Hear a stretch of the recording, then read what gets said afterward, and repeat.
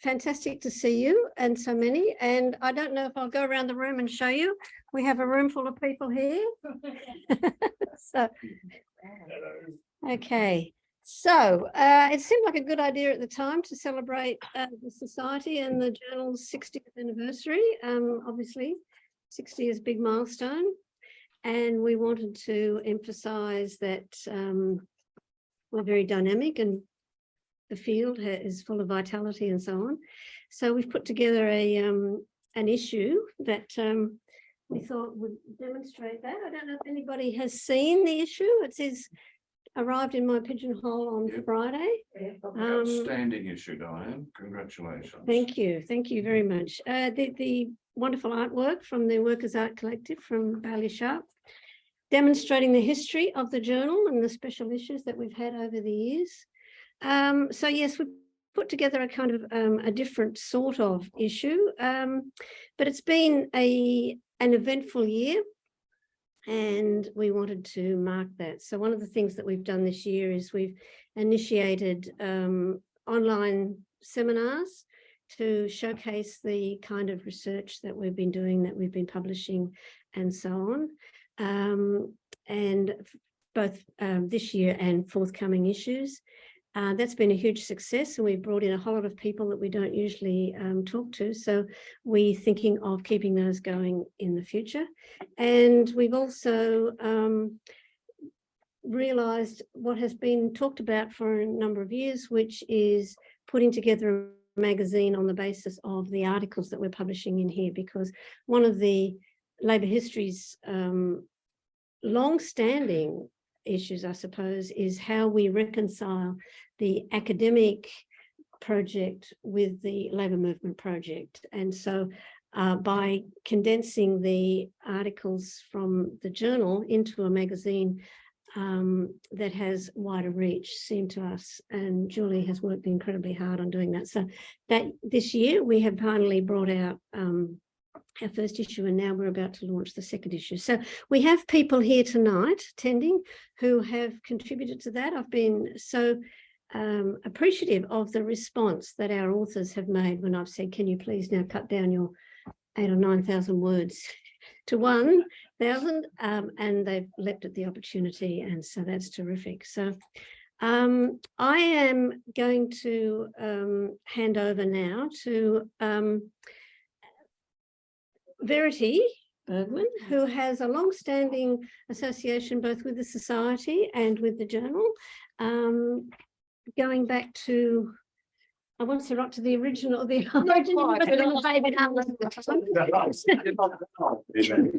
you do have connections back to the founders. Yeah, that's the right. journal. Yeah. So part of Absolutely. their vision is, obviously we're historians, we're aware of Labour history's history, but we also wanted to show how we're moving forward into the future. So could think of no one better than Verity to do Well, that. thank you very much, Diane. I must admit that thinking about what to say as we celebrate Labour history's 60th birthday has made me feel very old, because I realise I became involved with Labour history when it was only 15, a teenager, because I had the privilege of being supervised by both its fathers, Bob Gollan and Eric Fry, 1977 to 1980. Now, back in its very first issue in 1962, Bob proposed that Labour history should broaden its focus beyond institutional union histories to a social history approach to the working class situation, class relations, the impact of other classes and organisations on workers. And he argued, importantly, that a sympathy with the purposes of the labour movement, so long as it is combined with a scrupulous regard for evidence, can provide the creative drive necessary to the writing of good history. And I think Labour history has obviously excelled thanks to this creative drive, nourished by the involvement of non-academic labour movement activists and enthusiasts, and enabled by the wonderful admin work of Carl Power, Margaret Walters, Chris Wise and others down the years. In each of its 6 decades, Labour history has faced distinctive challenges from external academic and political environments, but its scholarly integrity, inclusivity and commitment to labour has ensured that it absorbed positive influences, but was never unnerved by the negative ones. In the 1960s, Labor history was characterised by confidence as it sought understanding of a class on the offensive. This was a time when the working class was still generally regarded as the most significant force for progressive change, potentially still the midwife of history. This became disputed in the 1970s, yet the journal embraced the new social movements and their causes. For example, in the special issues of Women at Work in 1975 and Who Are Our Enemies in 1978, and changing its subtitle to include social history.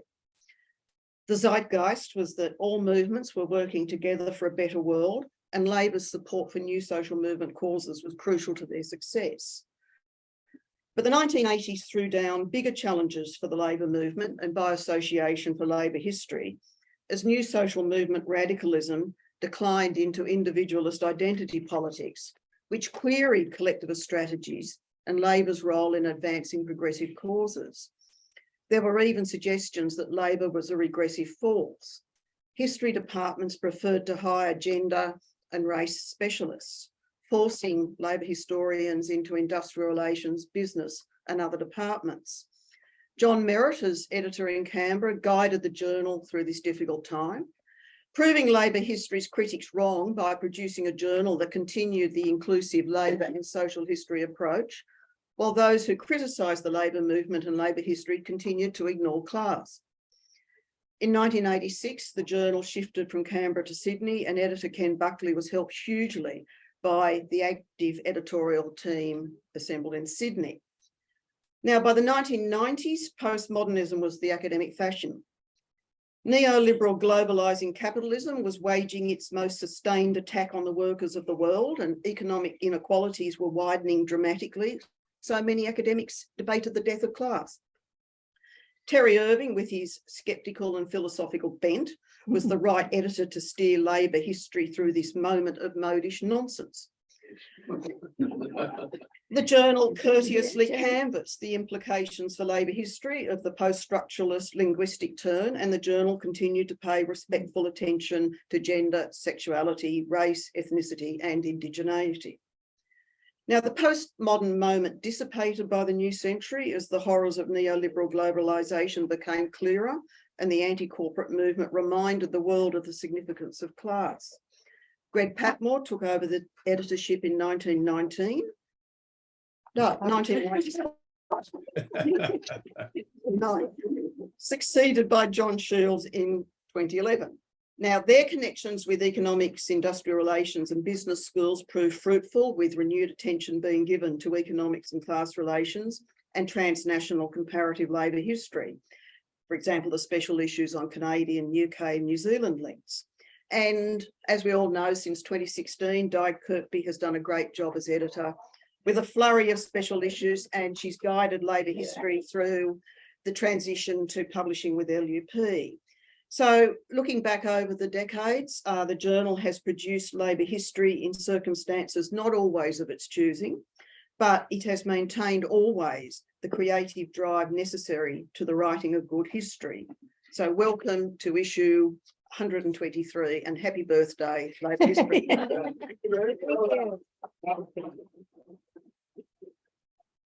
Thanks, Verity. That's terrific. Now, we have some of those editors here tonight. I think I did have a message from John Merritt, which I will read out later. But John Shields, did you want to say something as well to add to what? No, you're on mute. So I'm very happy to, but in the spirit of historical scholarship, why don't we take it from the top and invite Terry first? Oh, because Terry was not sure whether he was going to speak. So Terry, are you going to speak? I found my voice. It's okay. So, I don't know if people, if I turn it around, I don't know. Yes, no, Julie's got, Yeah. excellent. which is terrific. Which is terrific. Okay, fire away, Terry, we're listening. Oh, yeah, thank you, Diane. It is a fantastic issue, and heartiest congratulations to the editor and all the contributors, and especially because of the way in which the journal, this particular issue of the journal, has provided a panorama almost of the development of our field over the years. And I say over the years with a certain amount of self-consciousness, because I think I must be the oldest living contributor, because I realised that my first article appeared in Labour History in 1963. That's a fair while ago, and things have improved a great deal since then. The next issue of the journal contained a corrigenda about all the mistakes that have been made in the printing of my article. That never happens anymore. Thank God. We've got a wonderful editorial team and a fantastic printer, publisher, and things are going swimmingly. I didn't want to end simply by talking about the journal, because I think the branches are terribly important for our Labour history community. These are the places where we make those connections between academics and non-academics, Labour movement activists and Labour movement intellectuals in the academy. And I think they're terribly important. And it's so great to see that those branches are many of them still are flourishing today, and some of them teetering, but they could get back online, I'm sure. Anyway, that's the great, I think, strength of Labour history as a journal. We have this substructure of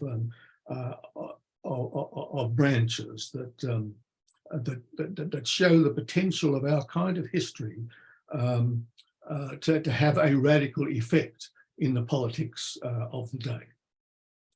Okay, that's all I want to say, really. I'm so pleased too to see that the magazine is to be launched tonight, and I'm looking forward to issue number 2. So thank you, Diane, for asking me. Oh, thank you, Terry. So I think we also have Greg Patmore here. Yep. Hi, Greg. Hello.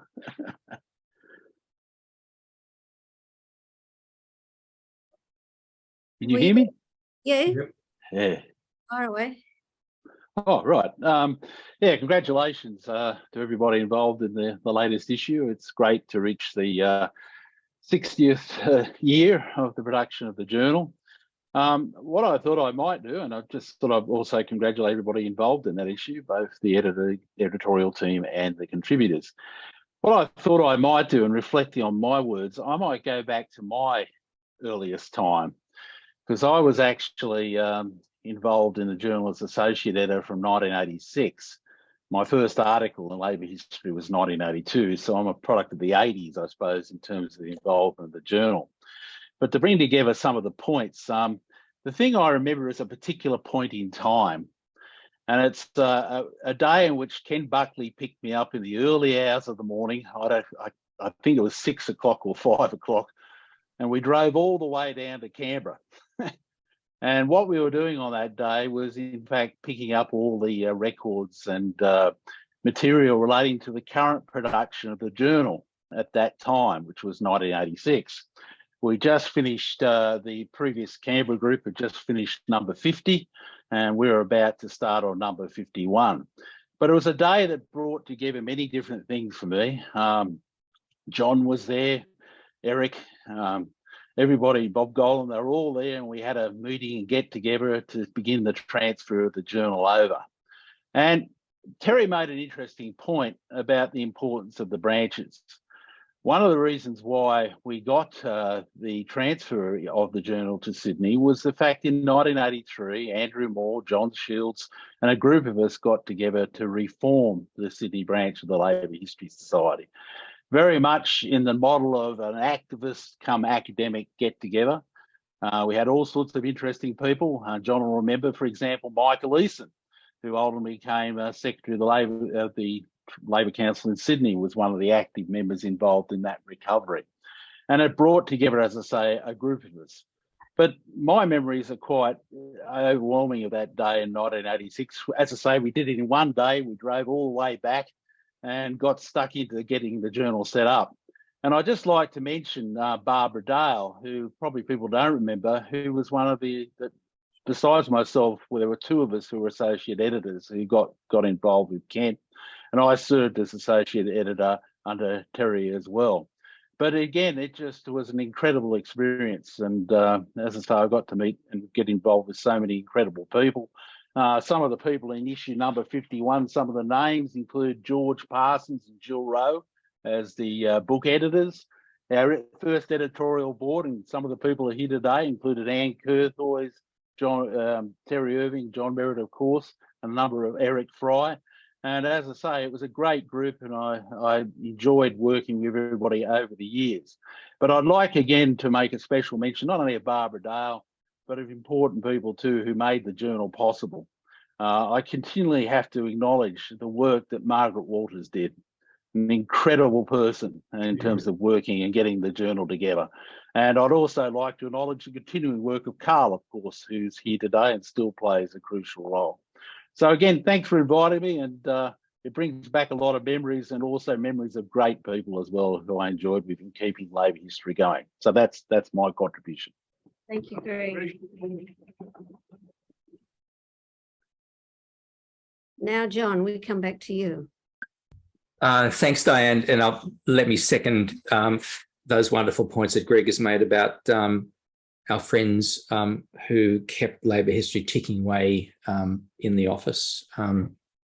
Barbara and Margaret and Carl, of course, brings back some really fond memories. This is a fabulous issue of the journal, and I think everyone involved, the editors and, of course, the authors, need to be immensely proud, and should be immensely proud of what has transpired. Let me flick the switch to something a bit more serious for a minute, if I can, and just say that one of the things that I muse on frequently is that Labor historians are an incredibly reflective and self-critical lot, aren't we? And I think that's both a blessing and a curse. It's a blessing, I guess, because if we keep continuing to question our gaze and our influence, that almost by definition is going to make us intellectually and ideologically more agile and adaptable rather than ossified. So that's a tick. It's also, I think, a curse, because we tend to direct, from time to time at least, too much of our fire against each other rather than others to whom we perhaps should be directing our firepower. And we can occasionally come across as divided or indecisive or both. I guess, and I'm not criticising it, I'm trying to observe. I think it's really all a matter of recognising that there will always be pendulum swings from time to time. And sometimes those pendulum swings can be relatively pronounced. Remember, for example, the early 1970s, well, let's call a spade, the acrimony about the significance of racism in the working class, in white working class outlook and action in the 19th century. That was my first baptism of fire to debates within Labor history, and it opened my eyes to the importance of debate. But also it caused me a degree of angst about who was right and who was wrong. And then there was the 1980s exchange about de-skilling, and I guess I played a bit part in that as well. These were debates. They were ultimately, I think, productive debates, but in the historical moment, for some of us, they were rather disconcerting and a bit, shall we say, disorientating. I came in as editor, as Greg said, in 2011. And at that point, I think, Greg, correct me if I'm wrong here, we just published the 50th anniversary issue of the journal. If we hadn't published it, it was certainly in press. At that time, as Greg has noted, Labor history was based in the recently named business school at UCID. Before that, we were the Faculty of Economics and Business. And Terry was with us at that time as well. I worked there then, I work there now. At that moment, 2011, one of the doyens of New Left Labor history, Humphrey McQueen, took umbrage at the apparent attempt to celebrate. And he fired off a beautifully written and passionate missive, an email, denouncing Labor history for selling out to the bosses, receiving tainted money, and for abandoning the union cause. primarily because we were in a business school. And that's fair enough. I'm not wanting to reject the criticism. We were operating, as it happens, in a context that some of our colleagues in another faculty, which I won't name, have occasionally been heard to describe as the palace of greed. I guess the point, though, is one that I'd share with Braden here. And I would urge you to read his contribution to this issue if you haven't done it. I found it very moving, actually. We were trying to keep the flag flying. Greg was, I was, the other editors who were with us in the business school were, and our fellow editors from other parts of the academy and elsewhere. And we were trying to do that under pretty difficult circumstances. Whilst it's the case that Labor history left our school, the business school, in 2016, I think it's also reasonably fair to say, and I know this sounds a little bit like a defence or an apologia, I think it's fair to say that we did succeed at least in handing on a journal that was able to go from strength to strength. And that these days really is, Julie, forgive me for saying this, but I know it's true, a model of good business management. It operates brilliantly on a bloody shoestring, and I don't think there are many other journals that can make that claim.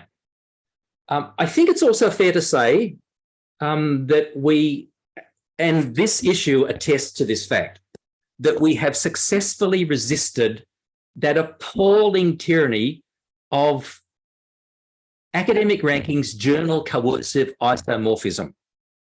And I think we should all be pretty bloody proud of that.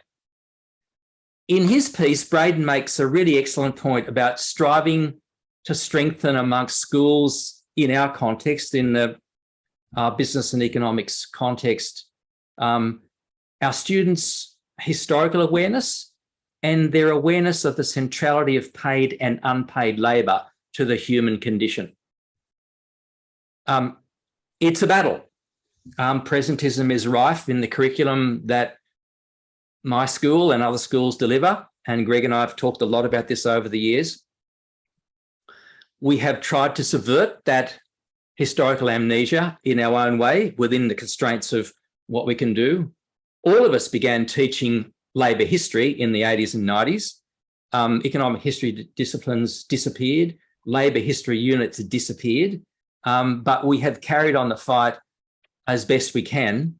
And one little example of Braden's done a much better job than I have in this regard, but one thing that I did was to try to generate amongst students of employment relations and HRM an historical understanding of intellectual history. So I put together an honours year unit called Rewriting HRM. All right, don't stone me. This was a genuine attempt to get students to understand the trajectory of writing about this thing called HRM, which was previously called personnel management, in historical context of the 1950s, 1960s, 1970s, 1980s, et cetera, It sort of worked.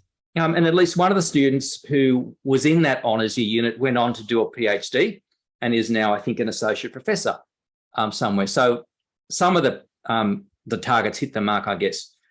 That unit was only offered once. In another life, I'd love to offer it again. But look, let me end on a high note and a note of some rant.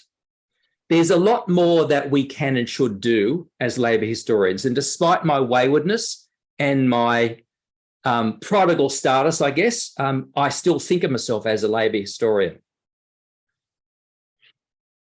In particular, I wanted to single out 5 things really quickly. Internationalism and internationalisation, as you would all, I'm sure, agree, not new things.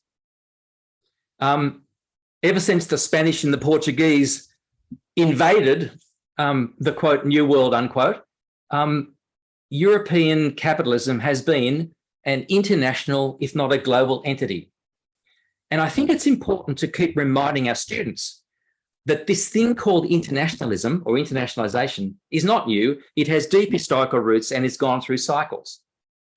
Doing that, I think, also helps us as scholars and researchers and activists avoid a sort of unwitting parochialism. We're interested in Australian labour history, but what about connecting that to, say, the history of working people and political causes in that enormous and largest Islamic democracy in the world, Indonesia. We played a vital part in the struggle for Indonesian independence from the Dutch in the 1940s.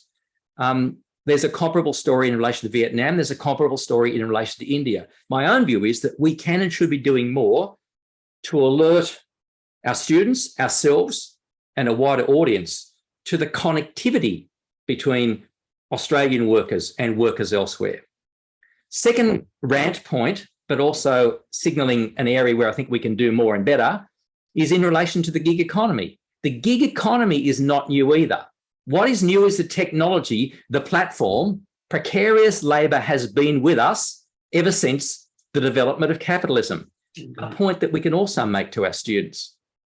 And as Frank says in his piece in the current issue, we do need to keep an eye on the importance of capital history in researching and writing and arguing about labour history. And I think as well, we need to ask ourselves, who are the real enemies today of working people? Yes, it's capital. It's a certain form of capital.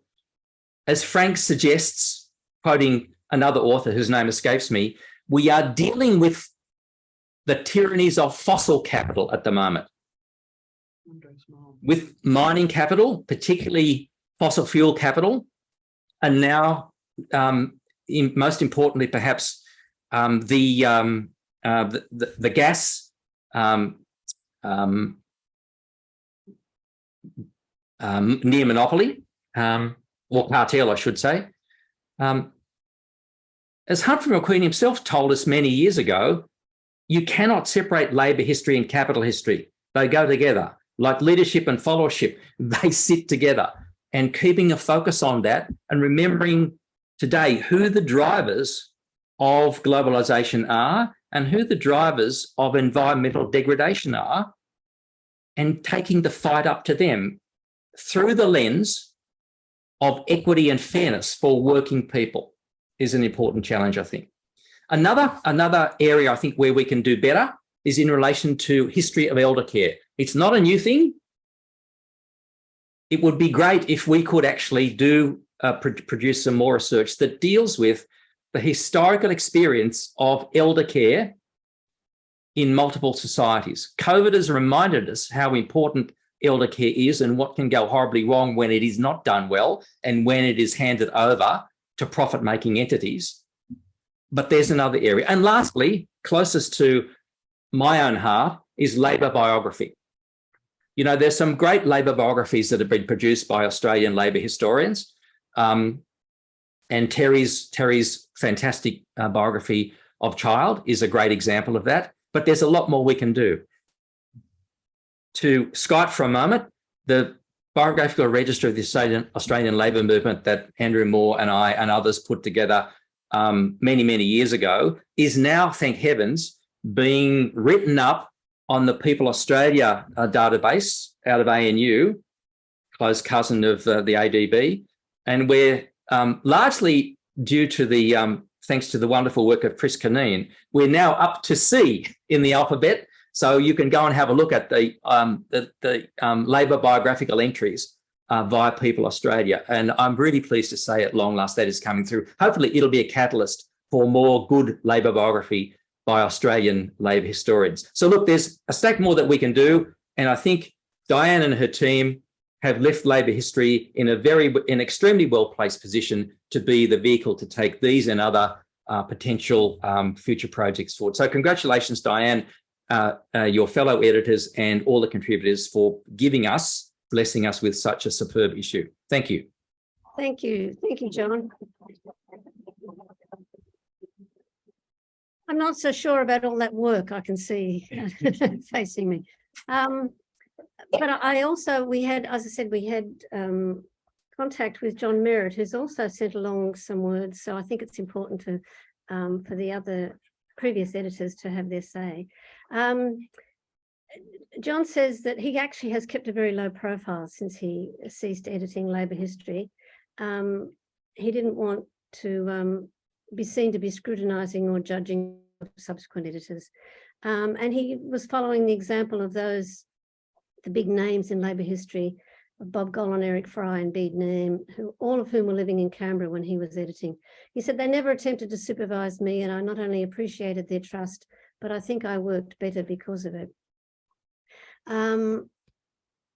He didn't want to zoom in, but he wanted to say, I'd like the audience to know that I still take a keen interest in Labor and Labor history, and I'm delighted that the journal is about to enter its 61st year. So he's really looking ahead. As I have some idea of what is involved in keeping a journal going, I know that you and the team fully deserve the thanks and congratulations that will come your way at the anniversary celebrations. So that's what we're really doing today, is actually celebrating. So thank you, and thank you all for participating.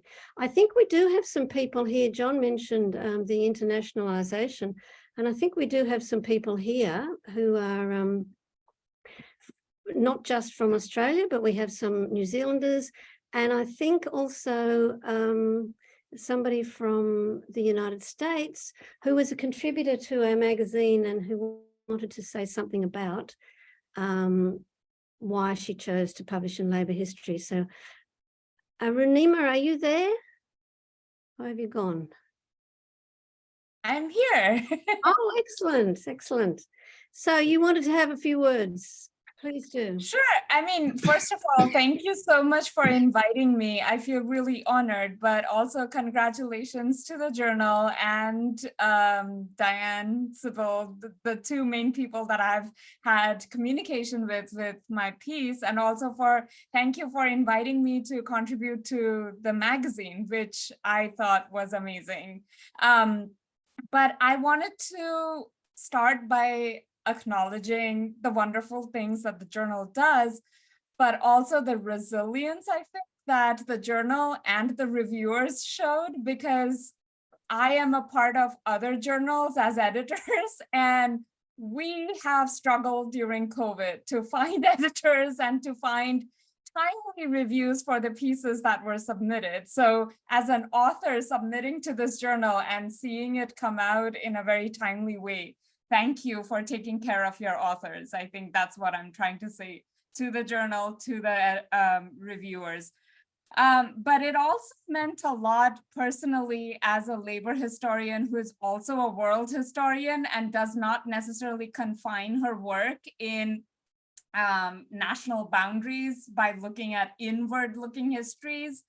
It meant a lot that the journal editors or the reviewers actually did not ask me to say, okay, how does this piece fit in this journal? Because trust me, in my experience in transnational labor history pieces that I have submitted to other journals, I have been asked more than often to explain how that fitted in that journal. And the fact that for once, I did not have to explain myself or my history actors, the subjects that I researched in how their labor in transnational, spaces on seas, right?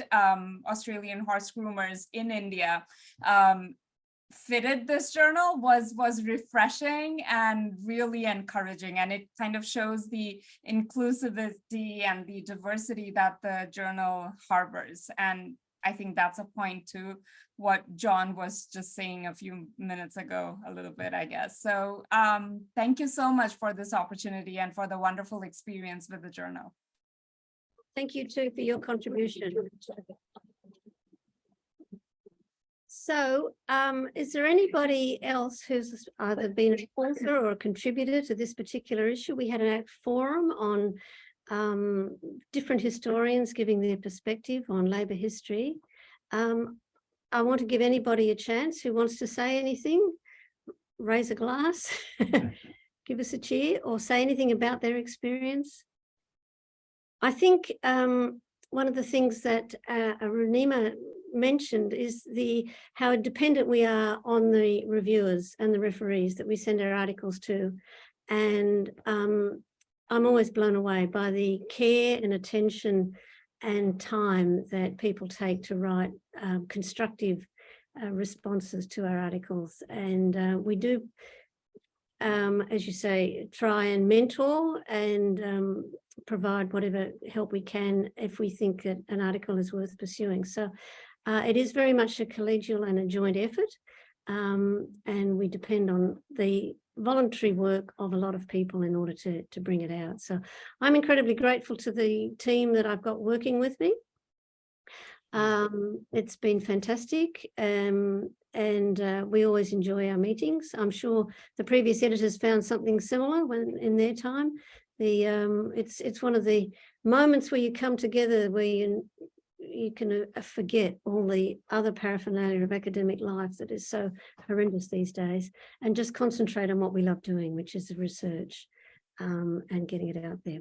So I can't see, and I'm maybe just not recognizing anybody who's got their hand up or waving or who wants to say anything. Maybe you should just break in. And Brian Smitty, I can see, wants to say something.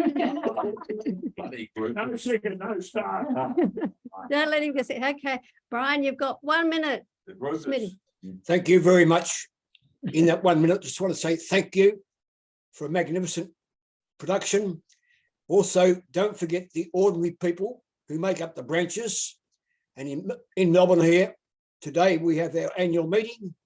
I'm doing it on Zoom here, but we distribute recorder, and that goes over to 200 people throughout Australia. Many of you people get it.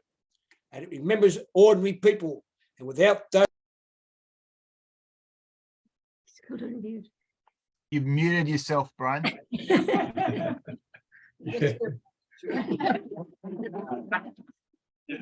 He might need some help. Ellen. We all need. Ellen's not there. I can't see Ellen coming to the rescue. Just wave, Smitty.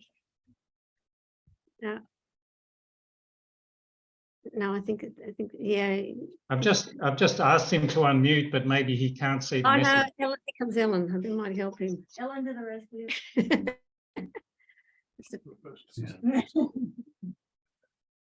Sorry. Hey, that's it. On, brother. Okay, all right.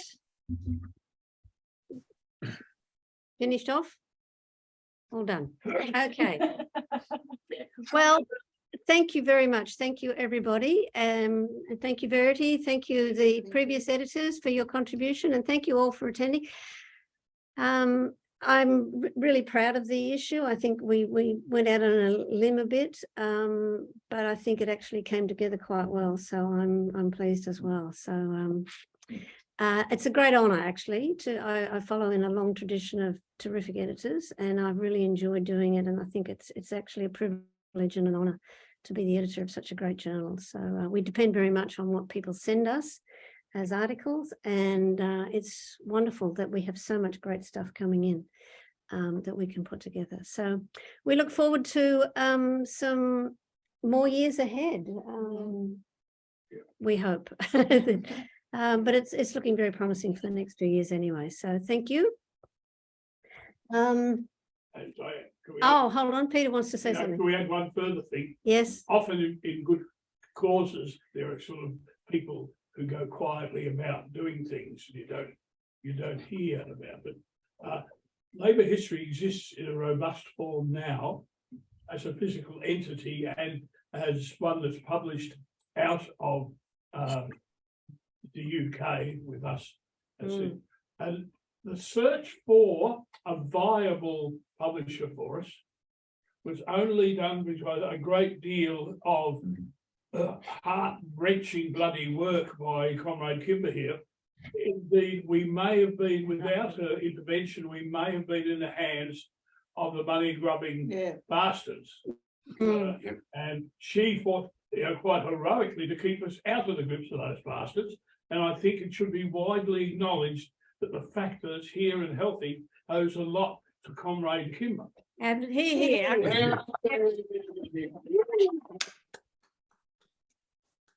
And Ray Francis. Oh, and Ray Francis, who's not here, who's our president. And yes, absolutely. So do you want to say something, Julie, in response? No, thanks. Love you all. Congratulations, Brian. Well, I can't keep accepting it, because in fact it's very much those people who contributed. I mean, we're very fortunate that when you ask people, they actually, you know, come up with the goods, and it's fantastic. So indeed. So we look forward to seeing you in another decade, perhaps.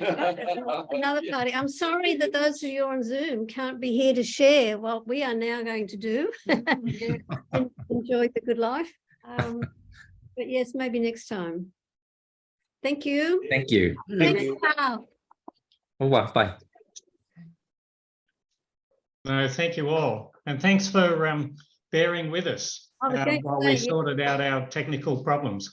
Patience. So thanks, Carl. Thanks. Thanks, everyone. Thank See you. you guys. Season's greetings to you all, and thanks, Oh, Carl. hey, Mark. Good to see you.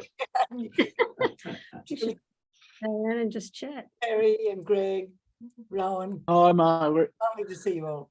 Same here. Okie doke. See ya. Yes. Goodbye, everyone. Bye-bye. Yeah, see you, Rowan. I'll see you in the new year, Mark. Let's see where they keep going. Sorry, there was it.